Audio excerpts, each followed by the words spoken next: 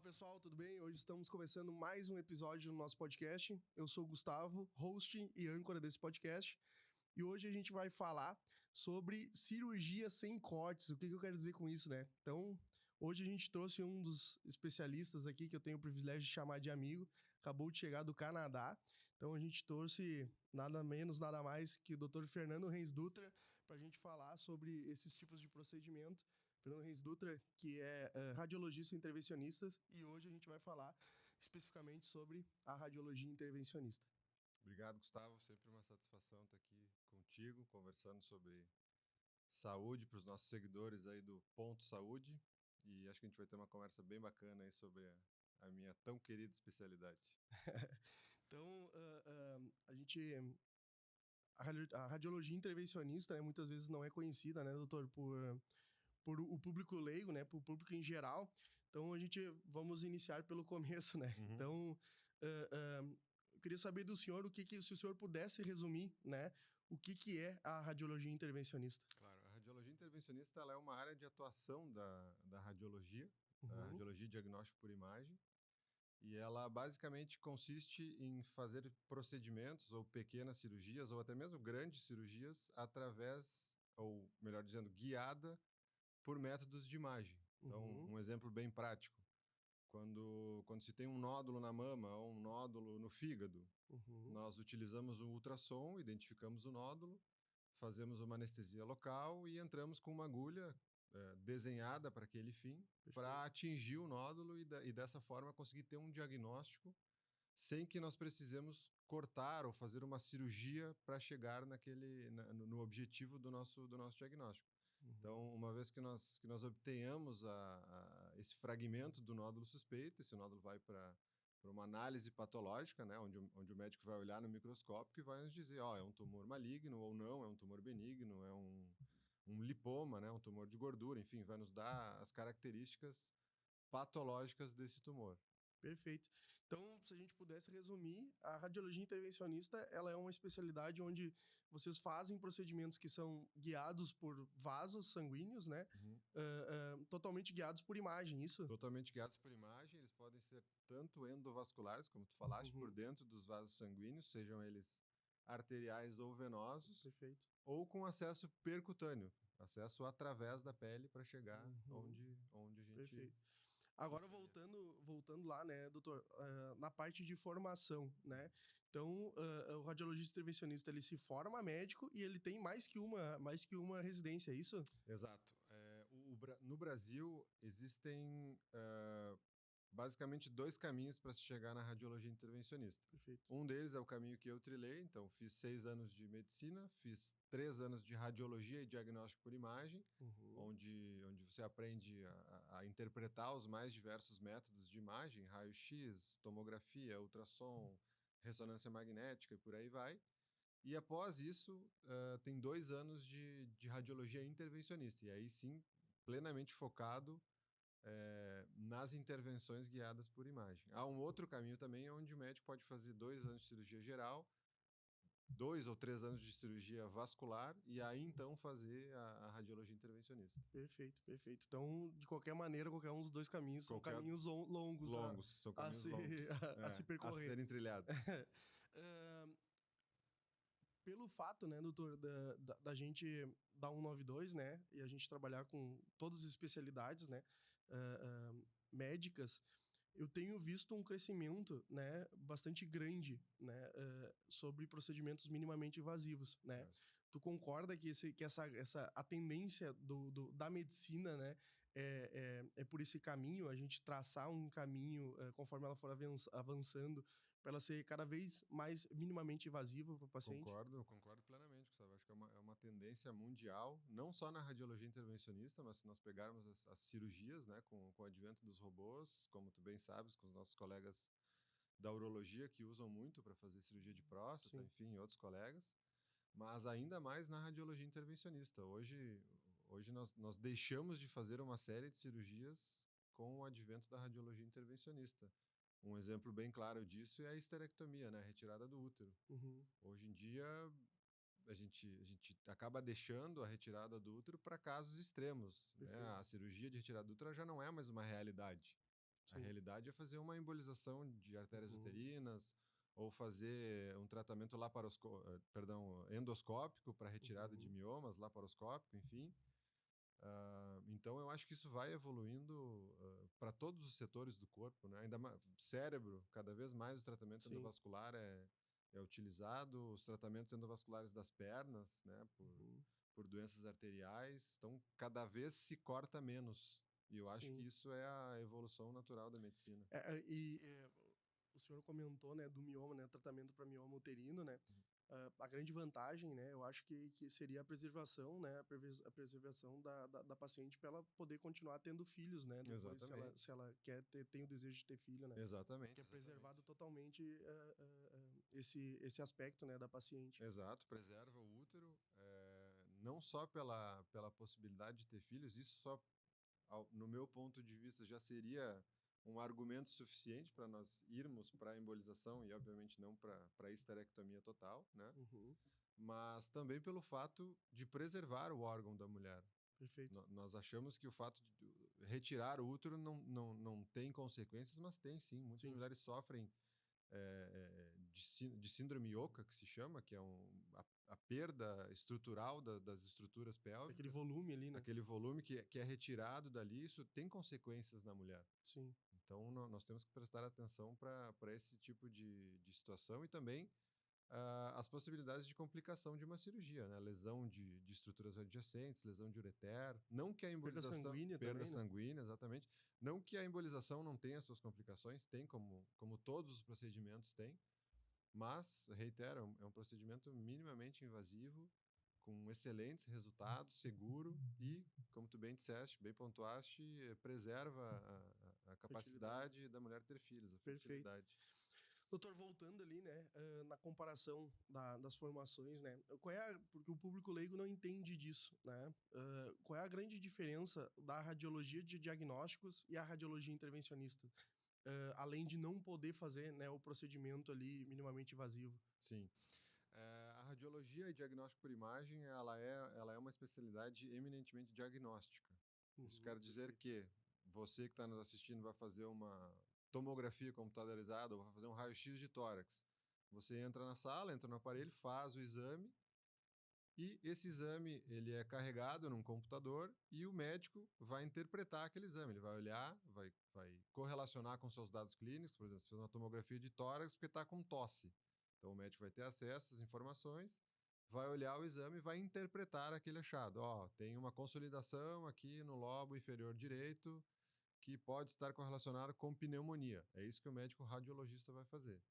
O médico radiologista intervencionista, nesse mesmo caso, ele poderia fazer uma biópsia dessa lesão pulmonar, se não for algo infeccioso, ou mesmo se for infeccioso, e o médico que está tratando entender que uma biópsia é necessária. Então, a radiologia intervencionista, ela, além de fazer o diagnóstico, como a gente comentou na questão das biópsias, ela pode fazer o tratamento. Perfeito. Né? Ela pode atuar com embolizações, com ablações de tumores, um arsenal bem grande de procedimentos. Perfeito.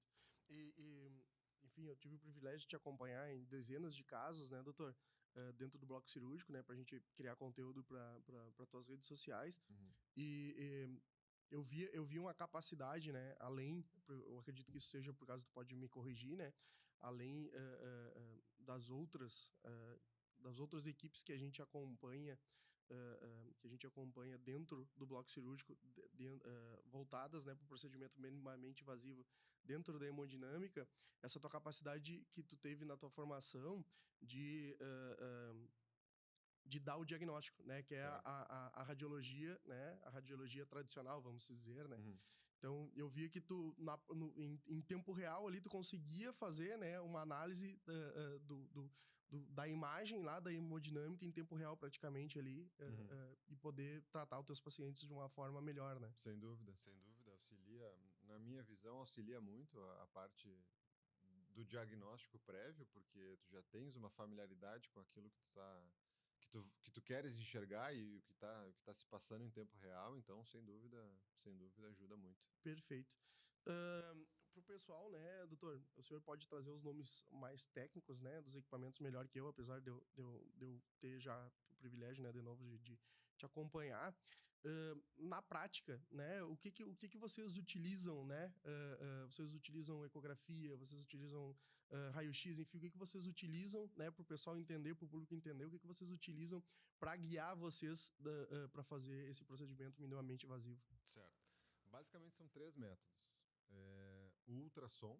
Então, o ultrassom ele nos permite guiar em tempo real. Então, quando eu vou inserir uma agulha, eu estou sempre orientado por ultrassom. Eu sei o caminho que essa agulha vai percorrer desde a minha pele até onde eu quero chegar. Então, eu minimizo o risco de passar através de estruturas nobres, eu evito lesar vasos, eu evito lesar nervos. Então, o ultrassom me dá essa orientação.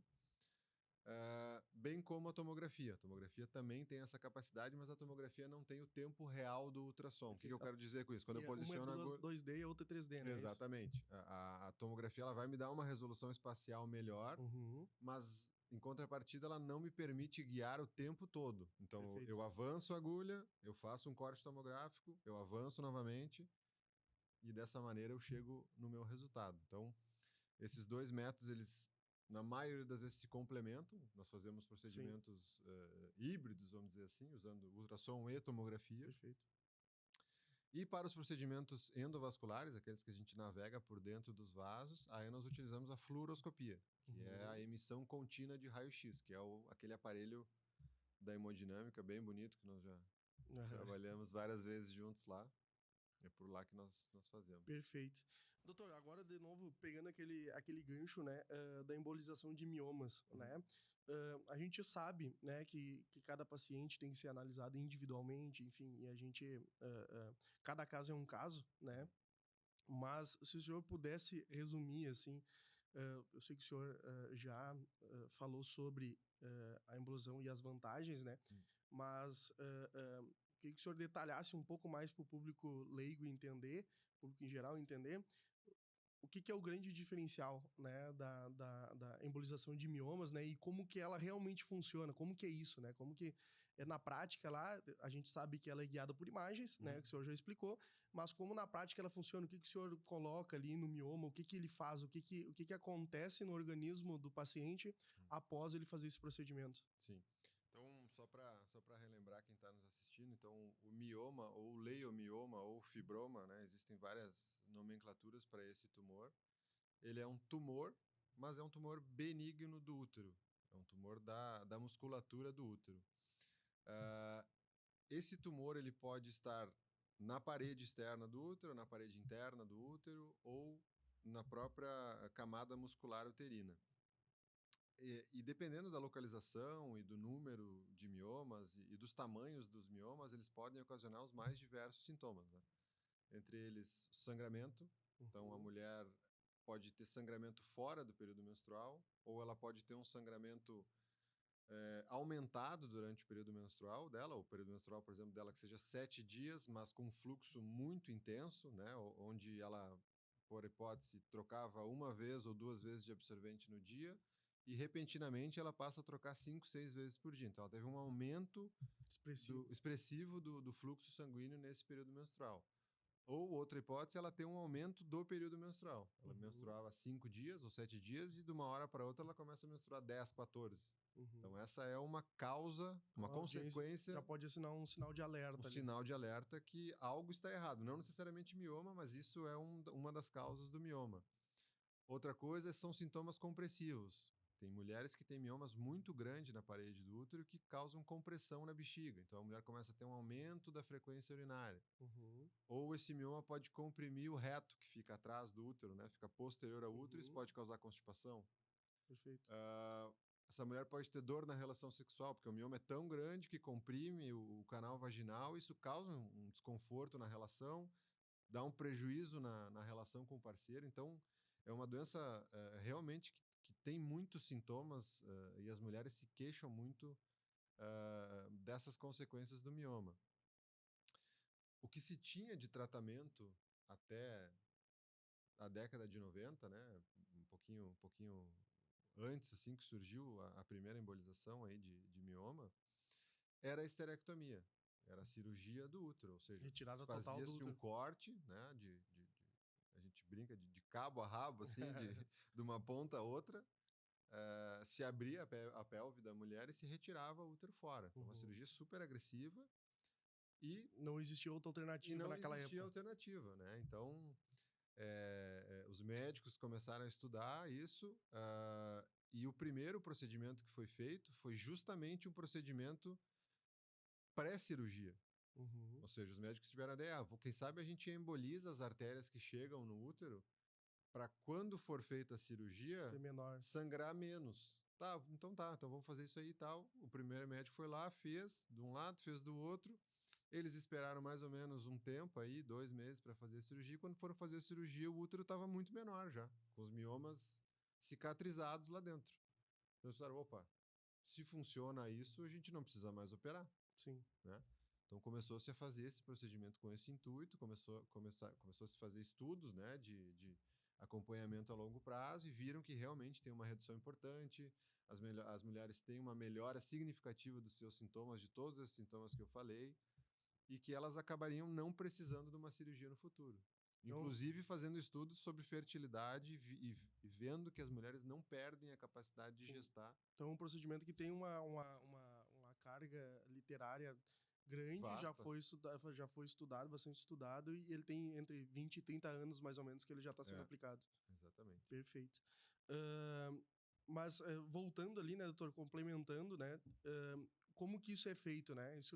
O senhor acessa via venosa, enfim, como que que esse procedimento é feito? Certo.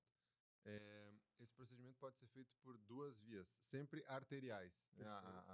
A nutrição do mioma, né? O que leva alimento para o mioma, vamos dizer assim, são as artérias uterinas, artérias Uhum. do útero.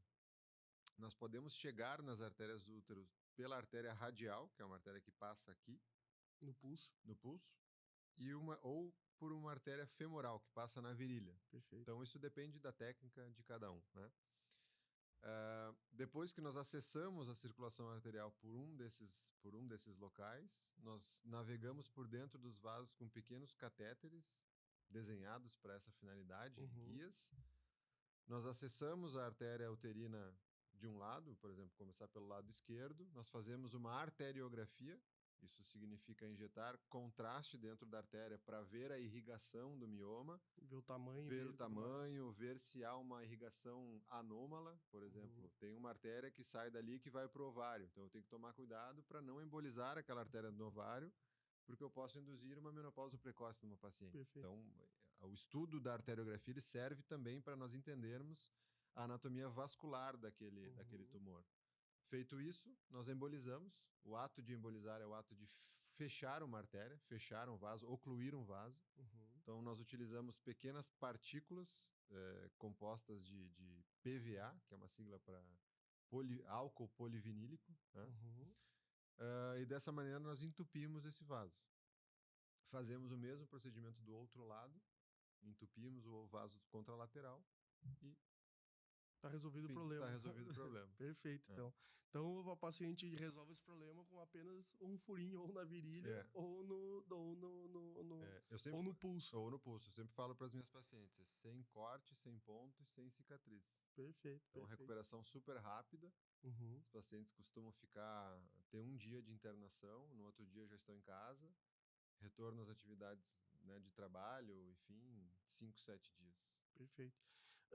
Agora partindo para as doenças, né, malignas, né? A gente estava falando agora sobre uma doença benigna, né, que Uhum. é o mioma, o tratamento do mioma, né, uterino. Eu queria que o senhor explicasse alguns tipos. Eu sei que existem vários, né, mas o senhor mais tem familiaridade de tratamentos pela tua especialidade voltada para cânceres, enfim, doenças malignas. Sim. Hoje em dia, na minha concepção, é praticamente impossível nós pensarmos num centro oncológico responsável, vamos dizer assim, sem a participação da radiologia intervencionista. Então, a Uhum. radiologia intervencionista ela já está inserida, ela já está num contexto de absoluta necessidade em todos os hospitais sérios que têm centros de oncologia. Perfeito. Ela é uma especialidade muito forte nos Estados Unidos, no Canadá e na Europa. No Brasil também nós temos radiologistas intervencionistas muito bons aqui. Perfeito. Mas ainda em centros um pouco menores, né, um pouco mais afastados das cidades grandes, nós ainda temos uma dificuldade de encontrar esses profissionais. Também por escassez dos profissionais, dificuldades de organizar, ter uma estrutura também, porque é uma especialidade que depende muito de infraestrutura, né? De sala de hemodinâmica, de tomografia, de tecnologia. Perfeito. Né? Então, nós atuamos em diversas áreas da oncologia, né? Sejam tumores hepáticos, metástases, tumores ósseos, tumores de pulmão. Então, eu acredito que o tipo de tumor que nós mais temos um arsenal vasto de tratamento é o hepatocarcinoma, que é o câncer, é o tumor primário do fígado. Então, esse procedimento nós temos dentro do arsenal da radiologia intervencionista a ablação percutânea, que é uma tecnologia onde se queima o tumor através da inserção de uma agulha. Essa agulha é capaz de produzir calor e destruir o tumor. O senhor introduz ela diretamente dentro do tumor lá. Diretamente dentro do tumor. Nos orientamos pela ecografia e pela tomografia, daquela maneira híbrida que nós conversamos. Perfeito. Posicionamos uma agulha dentro do tumor e essa agulha ela produz um calor muito intenso, aí em torno de 100 graus Celsius, e causa uma necrose coagulativa e destrói as células do tumor. Perfeito. Só para concluir, né, e o pessoal ter certeza disso tudo, eu sei porque eu já te acompanhei, isso tudo não tem nada de dor pro paciente, né? O paciente está sedado, enfim, não tem nenhum tipo de dor. Sedado, isso. Alguns casos até nós fazemos com anestesia local, mas via de regra com uma sedação leve e resolve super bem. Paciente, esse tipo de tratamento, o paciente inclusive tem alta no mesmo dia. Nós fazemos procedimento, 4 horas depois, só um furinho de agulha. Só um furinho de agulha. Perfeito. De novo, sem corte, sem ponto, sem cicatriz. Porque é a tríade da radiologia. A tríade da radiologia intervencionista, é o lema. Mas, enfim, eu queria que o senhor continuasse ali sobre, enfim, o arsenal, né, que vocês têm de trabalhar. Onde vocês são mais efetivos? A gente sabe, né, que vocês são efetivos em vários tipos de procedimentos e tipos de doenças, né, tanto benignas quanto malignas, mas além desse tumor primário, do câncer primário de fígado, né, quais os outros que vocês conseguem tratar com bastante efetividade? Nós tratamos também as metástases hepáticas, sobretudo do carcinoma de intestino, no carcinoma coloretal. O fígado ele é um sítio comum de metástase. Metástase quer dizer o tumor à distância, ou seja, o paciente teve um tumor no reto ou no cólon e esse tumor se espalhou para o fígado. Então, a intervenção também tem o papel de tratar essa metástase com o objetivo de aumentar a sobrevida do paciente, né? Fazer ele viver mais anos. Temos a possibilidade de tratar tumores pulmonares também através da ablação, sejam eles primários ou sejam eles metástases. Tumores renais nós tratamos através aí da crioablação, que é uma técnica semelhante à radioablação, mas a crioablação usa frio. Então ela congela o tumor. Ela usa um sistema de troca de gases aí entre argônio e hélio e determina um congelamento desse tumor e acaba destruindo o tumor por congelamento. E aí dentro das técnicas de tratamento oncológico hepático, nós ainda temos a quimioembolização, que é aquela injeção de partículas com droga, né, com quimioterápico local.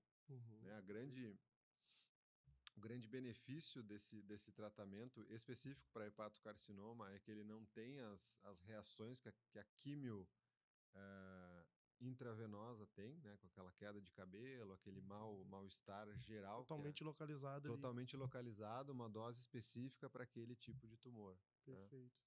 Né? Temos essa técnica mais recente, agora chamada radioembolização, que é uma técnica nova, que no Brasil ela já é feita nos grandes centros, né, sobretudo São Paulo, Rio de Janeiro, Porto Alegre também. onde consiste da injeção de partículas que são carreadas ou que são carregadas, vamos dizer assim, com radiação. Então, eu consigo entregar uma dose de radiação lá dentro do tumor e essa dose de radiação ela vai matar o tumor. Então, é um tratamento bem inovador e de alta complexidade, mas que está dentro do nosso arsenal também.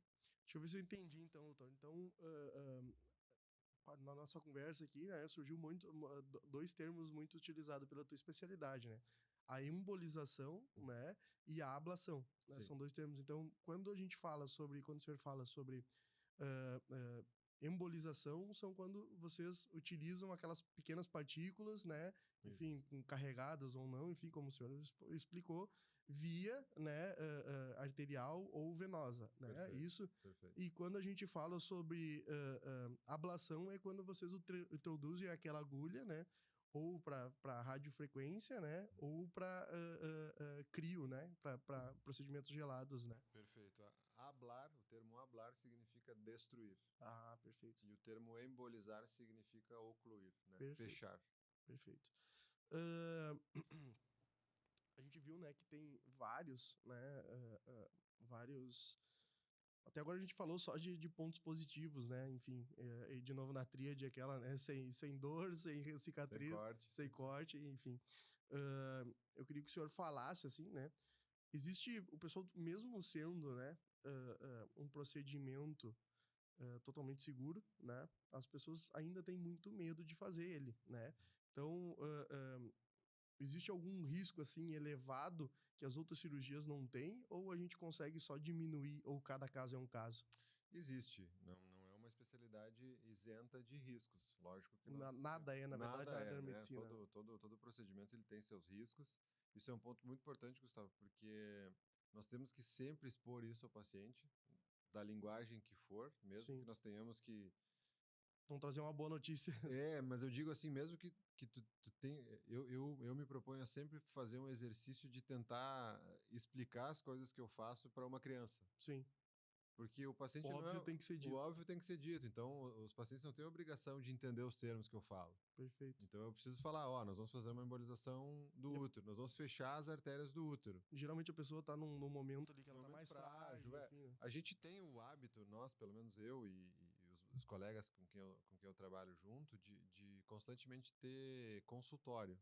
Então, nós tentamos, às vezes não conseguimos fazer isso, mas na maior parte dos pacientes nós tentamos fazer uma consulta antes, justamente para tentar tirar essa ansiedade do dia do procedimento e explicar os procedimentos com antecedência, tirar as dúvidas, explicar as consequências, os riscos, os benefícios.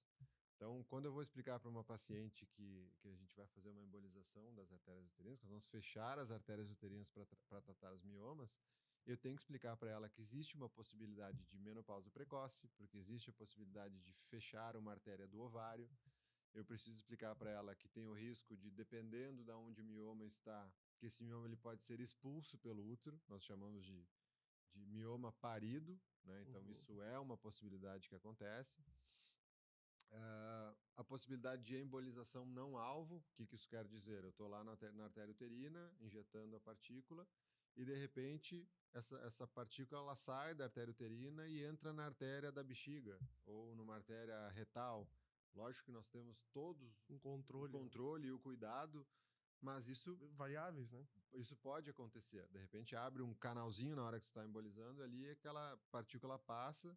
Isso pode causar uma isquemia não alvo, ou seja, fechar Não era uma o artéria objetivo que não daquilo. deveria ter sido fechada. Repito, é raro, mas está descrito. Sim. Então nós temos que informar isso ao paciente. Sim, perfeito. Graças a Deus nunca tive, mas sempre... Sim, é um caso e a transparência faz parte do profissional sério também. Exatamente. Perfeito. Caminhando, né, a gente tem uma pergunta que a gente... Caminhando para o final, e a gente tem uma pergunta, né, doutor, que a gente sempre tem praticamente todos os nossos convidados, principalmente cirurgiões, né, e eu queria saber de ti que tem essa vivência aqui no Brasil, né, e agora tá morando no Canadá, né, enfim, tendo essa vivência internacional. A gente tem visto que tem a cirurgia, a intervenção no geral, enfim, e os procedimentos têm caminhado para um viés minimamente invasivo, né? Então, eu queria saber de ti, assim, a tua experiência que tu adquiriu até agora, né? E o que tu tem sentido desde quando tu terminou a tua residência, se tu vê que realmente a gente está indo por um caminho de as cirurgias abertas serem somente para aqueles casos muito específicos que as outras intervenções minimamente invasivas, enfim, em geral, né, e voltado para a tua, tende a tomar mais volume, enfim, e atender um maior número de pessoas. Com certeza. Eu acho que essa é a tendência, isso vai acontecer, querendo ou não querendo, a evolução natural vai Sim, ser essa, até porque isso reduz custo. Então, hoje, não só no meio hospitalar, mas no mundo inteiro, se busca reduzir custo e quando tu realiza um procedimento que te possibilita menor tempo de sala cirúrgica, menor tempo de UTI, menor tempo de internação hospitalar, isso reduz custo. sim, Então, nós pensamos hoje em dia cada vez mais uma medicina global. Nós temos que analisar o custo total de um sim. procedimento. E a radiologia intervencionista, ela vem de encontro a isso. Ela tem conseguido reduzir cada vez mais o tempo de intervenção e reduzir a internação hospitalar. Principalmente nós que temos aqui o SUS, enfim, outras coisas, daí engloba mais essa Exatamente. análise Exatamente. do caso como um todo, né? Exatamente. Outra pergunta também que eu queria saber de ti, doutor, o peso que tu vê, né, e o peso que tu sente para o tratamento do paciente, né, com uma equipe multidisciplinar, né? Então, como que é isso? Vocês recebem muito porque a especialidade de vocês é muito nichada, né? Sim, E as pessoas geralmente, às vezes, nem sabem que existe a radiologia intervencionista, né? sim. Então, vocês acabam, né, recebendo, acredito eu, que muitos pacientes pelos colegas, né? Perfeito. Então, o que que tu acha, assim, o nível de profundidade, a importância que é o trabalho de uma equipe multidisciplinar? É fundamental. O tratamento do câncer hoje ele é inviável que se faça eh, de uma pessoa só, por exemplo. O conjunto de profissionais, a multidisciplinaridade, ela é fundamental. Então, o tratamento do câncer ele está cada vez mais individualizado. Não existe mais aquela receita de bolo. O paciente tem câncer, faz isso, faz isso. Não. É esse paciente, ele tem essas condições, o tumor está assim, o tipo histológico é esse, qual que é a opinião do patologista, do oncologista, do intervencionista, do cirurgião, de todo o time, da nutrição. Então, nós precisamos desse olhar multidisciplinar para dar o melhor tratamento para esse paciente. Eu sempre digo que quando eu me propus a me expor nas redes sociais, vamos dizer assim, o meu objetivo sempre foi informar os pacientes que a minha especialidade faz e que ela existe. Perfeito. Eu não quero que os meus pacientes passem por cima dos médicos assistentes deles, do oncologista, e venham me procurar direto. Não é isso. Eu quero que eles questionem os médicos deles. Perfeito. Uh, Meu oncologista, já ouviu falar na radiologia intervencionista? Tem alguma coisa da radiologia intervencionista que eu possa fazer? Isso vai lembrar o médico assistente que a minha especialidade existe, porque os meus colegas tenho certeza que conhecem, os oncologistas principalmente. Isso vai acender uma luz e ele vai se lembrar, realmente, o senhor tem razão, vamos achar um colega aqui para pedir, nem que não tenha algo a fazer, mas consultar o colega para ver se há um tratamento a mais a ser oferecido. Então, o meu principal objetivo é levar informação para os pacientes e informá-los sobre a nossa especialidade. Ótimo, excelente. Queria saber se tu queria deixar agora caminhando para a reta final, doutor, alguma mensagem, enfim. E também o senhor vender o seu peixe, né? Falar onde o pessoal pode te encontrar aí nas redes sociais, onde tu já distribuiu bastante conteúdo e eu tive o privilégio de participar contigo nessa jornada aí. E eu acredito que hoje no Brasil tu foi um dos desbravadores, né, da tua especialidade a divulgar conteúdo de qualidade e conteúdo sério, né? Então eu queria que o senhor deixar esse tempo aí para o senhor falar Sem dúvida. o que o senhor quer, uma mensagem que o senhor queira passar e também onde o pessoal pode te encontrar nas redes sociais. Sem dúvida, e sou muito grato a vocês da 192 por termos Obrigado. crescido juntos. Foi uma parceria de sucesso, que é ainda até hoje, né? Perfeito. Então, muito obrigado. Quero pedir a todos os seguidores aí que compartilhem o conteúdo do Ponto Saúde. Foi um podcast que nós criamos com muito carinho, justamente para tentar levar informação, a vocês de uma maneira simples, de uma maneira menos formal, vamos dizer Mais assim, né? Mais palatável. palatável, sem tanta linguagem técnica, justamente para vocês se informarem sobre as mais diversas áreas da medicina. Interajam conosco, nos mandem comentários, nos mandem direct, nós vamos adorar responder as dúvidas de vocês, interajam conosco. Todo mundo é muito aberto aqui a críticas, nos deem críticas, nos digam se nós temos que melhorar alguma coisa, se está legal, se não está Perfeito. bom. E vocês me encontram no @drfhdutra.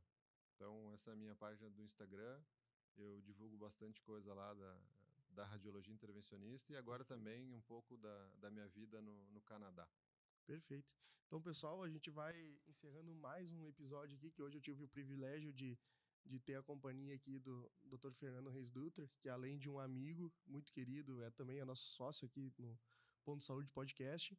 Então, a gente vai ficando por aqui e até a próxima.